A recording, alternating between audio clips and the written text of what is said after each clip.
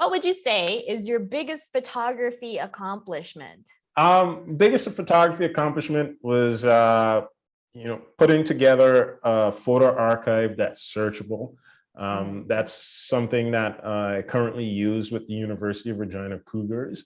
So going back for the last 6 years, we can open up this archive and we can search any player by name or jersey number, and we get returned all the images that we've shot over the past 5, 6 years.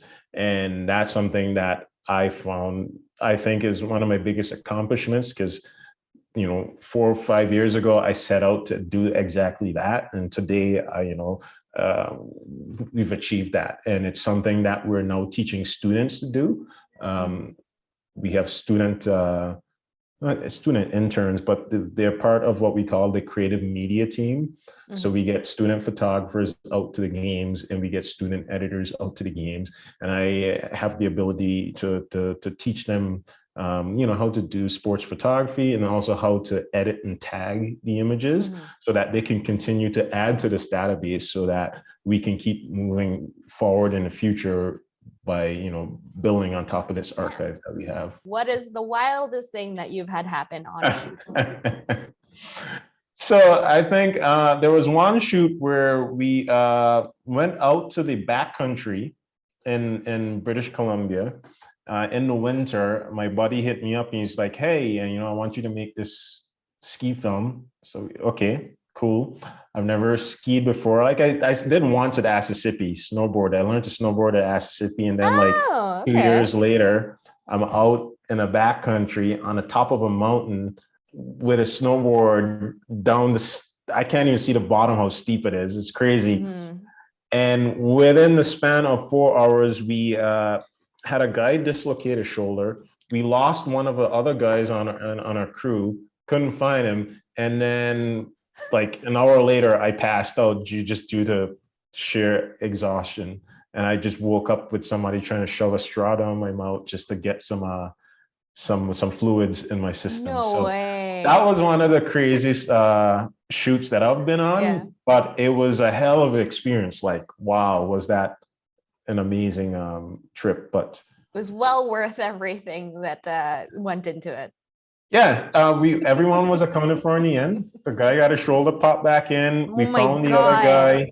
He was just a little bit frozen. Found the other guy. Yeah. So what happened was? Yeah, where did he go off to? So we were on this mountain. We're on the face of this mountain. But to get up the mountain, we had to spend the night at a lodge. So we had to hike in about 5 hours from the nearest highway, get up to the tree line, and we stayed at this lodge. On the way coming back down, the guy that we lost, he was actually we call him a Sherpa. So he wasn't performing. He wasn't any of the skiers that was performing, nor was he filming. He was there just to pretty much help me carry my gear and just move the stuff up and down. He was a Sherpa. Yeah, essentially. He was a long distance athlete. He was integral, but he wasn't there to actually shoot.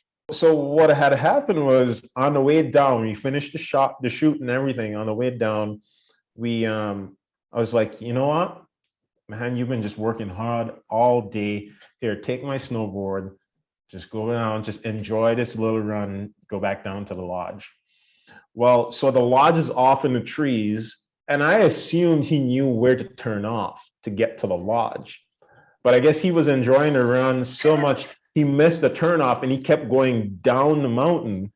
Oh, no. And when he realized he had gone too far, he stepped off the snowboard, undid his bindings and everything, and tried to climb back up this ridge. But the snow is so deep, and somehow he took his gloves off in the process, and he was trying to climb back through the snow.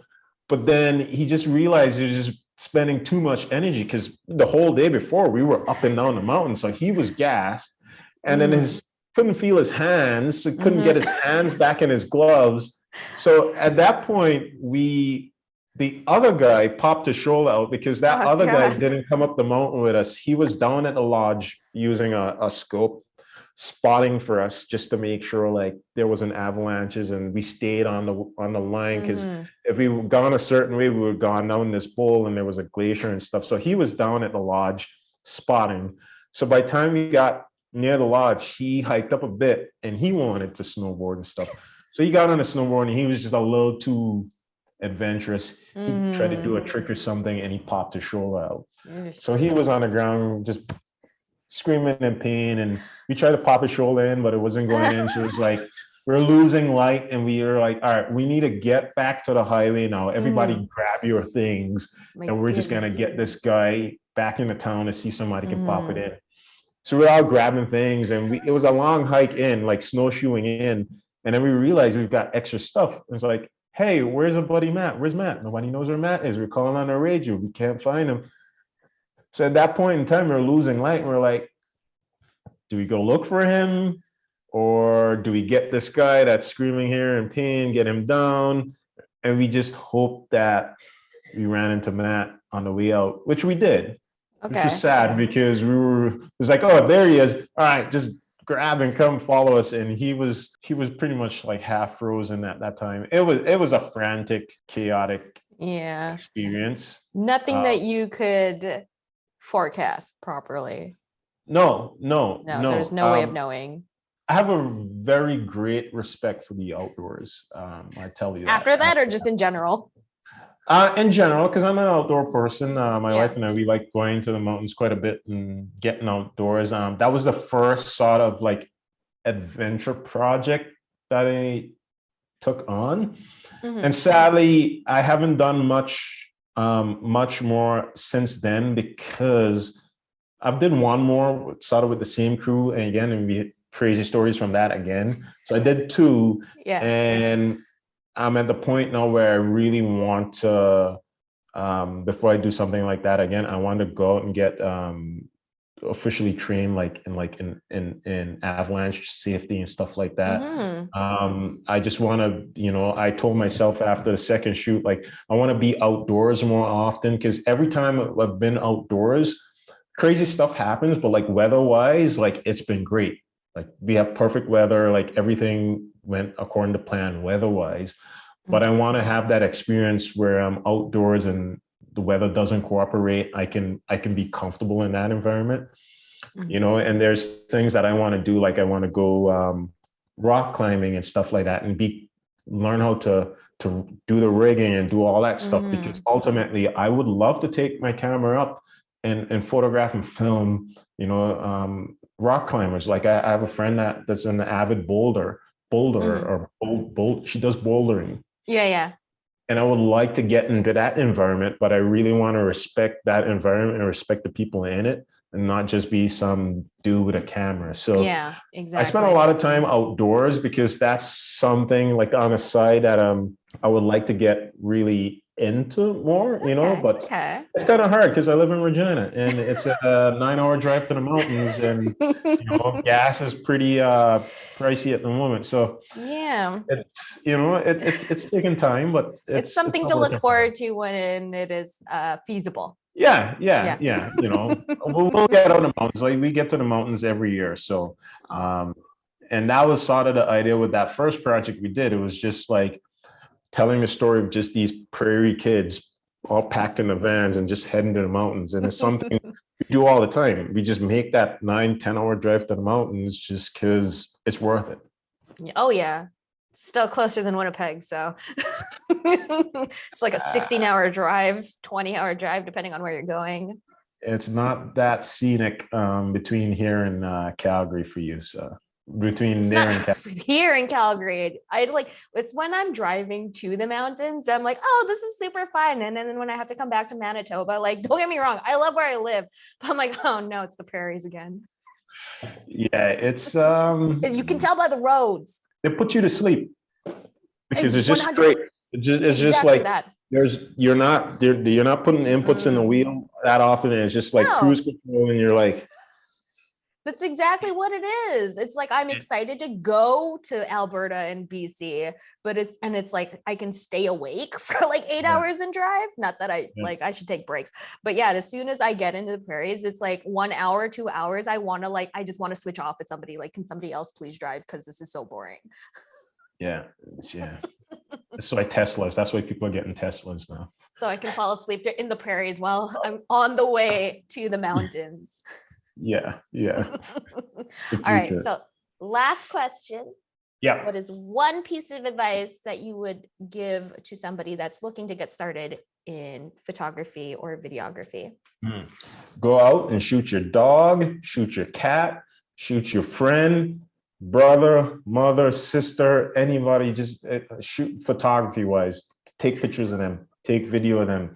Just do it. Like, you just need repetition. Just shoot. I tell because I work at Don's Photo part-time, and every time, you know, when I'm there and we get a new customer that's just got a new camera, and it's like, what's the best setting? What's the best way to use the camera? And I'll say, you know what, you find something that you're interested in shooting, and that's why they got the camera. Maybe they're going on a trip, or they just want to get into photography to take pictures, portraits, and weddings, and that sort of thing. Just go ahead and shoot, and I guarantee you, you're gonna come back with a bunch of questions for me, and we go from there. But all the time, they're coming back with questions. Oh, why is it not working this way? Why is it not working that way? Just shoot. The best teacher is experience. Just find something and shoot. And if you think you're gonna be like a wedding photographer, don't pass down the opportunity to go shoot landscapes. Don't pass down the opportunity to go shoot jewelry or something like that. Everything is connected. And the more experience you can have with your camera, the more images you can edit. Like, trust me, you're gonna better identify your style, and you would gain so much experience. But you can't read it in a book. You can't watch the tutorials. You just got to go and shoot for yourself. That is like the perfect advice, and how that kind of just ties everything together very nicely.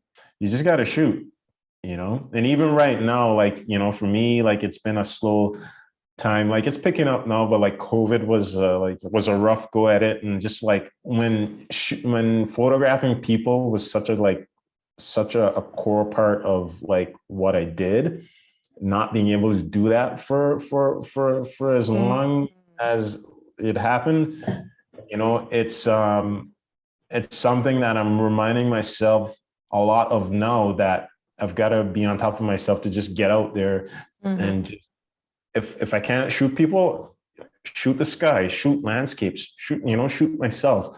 Just get in the rhythm, get in the habit of just photographing stuff. You need to be on the camera, because that's when you see things creatively. That's when you know, things sort of reveal itself to you. So yeah, just get your camera and go shoot something. Well, I think that's some really, really good advice to anybody looking to get into this industry. But thank you for joining us.